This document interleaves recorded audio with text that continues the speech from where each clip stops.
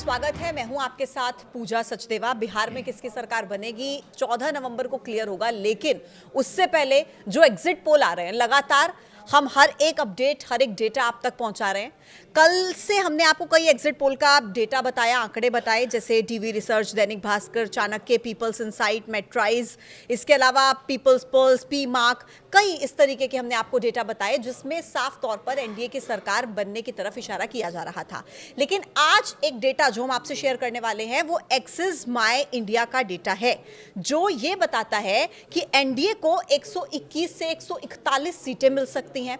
लेकिन गौर करने वाली बात यह है कि वो डाटा ये भी बताता है कि महागठबंधन को 98 से 118 सीटें मिल सकती हैं। अगर वोट परसेंट की बात करें तो वोट परसेंट के लिहाज से ये डेटा ये कहता है कि एनडीए को 43% वोट मिल सकते हैं और महागठबंधन के खाते में इस डेटा के हिसाब से, यानी कि एक्सिस माय इंडिया के एग्जिट पोल के हिसाब से 41% तक उनका वोट शेयर जा सकता है। अब इसी पर हम चर्चा करते हैं। मेरे साथ मेरे सहयोगी प्रशांत इस वक्त मौजूद हैं। प्रशांत, आज एक्सिस माय इंडिया का जो ये एग्जिट पोल का डेटा आया है, ये सीधे सीधे इशारा करता है कि बिहार में जो टक्कर है वो कांटे की हो सकती है। बिल्कुल, देखिए दरअसल जो अभी तक जो एग्जिट पोल आए थे वो वाकई ये दिखा रहे थे कि एनडीए आगे है, यानी कि जेडीयू और बीजेपी का जो गठबंधन है वो आगे नजर आ रहा था, बाकी आरजेडी और कांग्रेस पिछड़ रही थी। लेकिन जो एक्सिस माय इंडिया का डेटा आया है वो वाकई अब चौंका रहा है। चौंका इसलिए भी रहा है कि अगर आप एक्सिस माय इंडिया का पुराना ट्रैक रिकॉर्ड देखेंगे, उसके पुराने सर्वे देखेंगे, एग्जिट पोल देखेंगे, प्री पोल सर्वे देखेंगे, तो वो हकीकत क्या कहें कि नतीजों के बेहद नज़दीक नजर आते हैं। इसलिए भी ये चिंता बढ़ा रहा है। जो शेयर भी आप जिक्र कर रही थी वो भी, वोट शेयर भी लगभग बराबर नजर आ रहा है। दरअसल उस नज़रिए से समझिएगा पूजा, क्योंकि बिहार में 4 बड़े दल हैं, जो एक तरफ हो गया आपके कांग्रेस और आरजेडी, दूसरी तरफ बीजेपी और जेडीयू। ये बड़े वोट बैंक वाले राजनीतिक दल हैं। लेकिन इनके अलावा जो बड़ी महत्वपूर्ण भूमिका निभाते हैं वो छोटे छोटे दल हैं। 2%, 3%, 4% वोट हासिल करने वाले दल भी कई बार बड़ा उलटफेर कर देते हैं। लास्ट टाइम आपको याद होगा जो विधानसभा चुनाव हुआ था, बहुत नज़दीक फाइट हुई थी। बीजेपी, ये एनडीए गठबंधन और आरजेडी और कांग्रेस का जो गठबंधन था, बहुत नज़दीक फाइट वाला मामला था। बहुत नज़दीक फाइट थी। और इस बार भी ऐसा हो जाए तो कोई गलत बात नहीं होगी, क्योंकि एचएम पार्टी है, वीआईपी पार्टी है, जन स्वराज पार्टी, प्रशांत किशोर की जन स्वराज पार्टी है। और जन स्वराज का जिक्र किया तो इसी से जुड़ा एक सवाल मेरे मन में आ रहा है। इसी एग्जिट पोल के हिसाब से, एक्सिस माय इंडिया के एग्जिट पोल के हिसाब से प्रशांत किशोर की जन स्वराज पार्टी को 4% तक जो है शेयर, वोट शेयर जा सकता है। अब ये जो वोट शेयर 4% का है जन स्वराज पार्टी का, क्या आपको लग रहा है कि साइलेंट डेंट के तौर पर भारतीय जनता पार्टी के लिए काम कर सकता है, एनडीए के लिए वहां पर? क्योंकि ये 4% का जो डेटा काम तो ये बिगाड़ सकता है। देखिए, बिहार की सियासत विशुद्ध तौर पर जाति आधारित पॉलिटिक्स है और सवर्ण जाति से आते हैं प्रशांत किशोर। सवर्ण जाति का जो बड़ा वोट बैंक है वो बीजेपी के पास जाता है, बहुत बड़े स्तर पर, बड़े पैमाने पर बीजेपी के पास जाता है। कहा यह जा रहा था कि प्रशांत किशोर डेंट करेंगे आरजेडी और कांग्रेस को, लेकिन हो सकता है जो आप फैक्टर कह रहे हैं ना, ये फैक्टर भी हो सकता है कि भाई प्रशांत किशोर किसको डेंट कर रहे हैं। दूसरा एक बड़ा फैक्टर ये है कि जनता, हो सकता है कि जनता की नज़र में कि भाई जनता जाए कहाँ। एक तरफ बीजेपी के पास कोई बहुत बड़ा फेस है नहीं बिहार के अंदर जिसके कहे कि जिसके चेहरे पर उसे वोट मांगना है।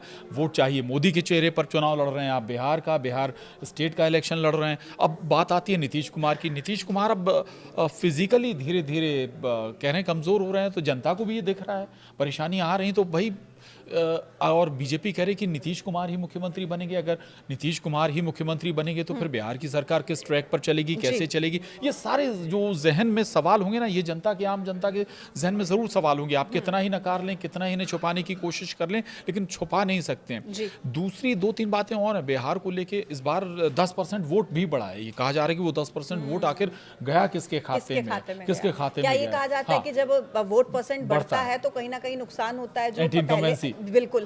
लेकिन इस बार क्या ऐसा होगा या लालू के लाल को फायदा हो जाएगा इसका? ये भी है, ठीक कह रहे हैं आप, किसको फायदा होगा। अच्छा, इसमें भी 2-3 बातें निकल कर आ रही। एक तो ये कहा जा रहा है कि भाई चूंकि एसआईआर लागू हुआ है तो जो फर्जी वोट थे, या फर्जी वोट ना कहें, जो हो सकता है कि स्टेट के बाहर चला गया, लंबे समय से है नहीं, या जिसकी डेथ हो गई, तो वो सारे वोट कम हो गए। वो जब डर की वजह से भी बूथ तक लोग पहुंचे कि उनका वोट ना कट जाए। और दूसरा इसमें एक फैक्टर छठ पूजा का भी था, चूंकि छठ पूजा कुछ ही समय पहले खत्म हुई थी। वो वोटिंग से, तो लोग बहुत सारे लोगों ने इंतजार किया कि हम भाई अपने वोट का भी इस्तेमाल करें। और बिहार का जो मतदाता है वो जागरूक है, अपने मत का इस्तेमाल करना जानता है। तो एक्सिस माई इंडिया अगर कुछ, माफ कीजिएगा, एक्सिस माई इंडिया अगर कुछ बता रहा है, उसके पुराने ट्रैक रिकॉर्ड का मैं फिर जिक्र कर रहा हूं, तो फिर चिंता की बात है। बहुत अच्छा कांटे की प्रशांत, एक्सिस माई इंडिया का ये एग्जिट पोल ये भी बताता है कि सबसे ज्यादा सीटें जीतकर सबसे बड़ी पार्टी के तौर पर आरजेडी हो सकती है। 67 से 76 सीटें, जी 67 से 76 सीटें आरजेडी के पास जा सकती हैं, जेडीयू के पास 56 से 62 दूसरे नंबर पर, फिर बीजेपी के पास 50 से 56, कांग्रेस के पास 17 से 21, एलजेपी के पास 11 से 16, लेकिन सबसे बड़ी पार्टी आरजेडी हो सकती है।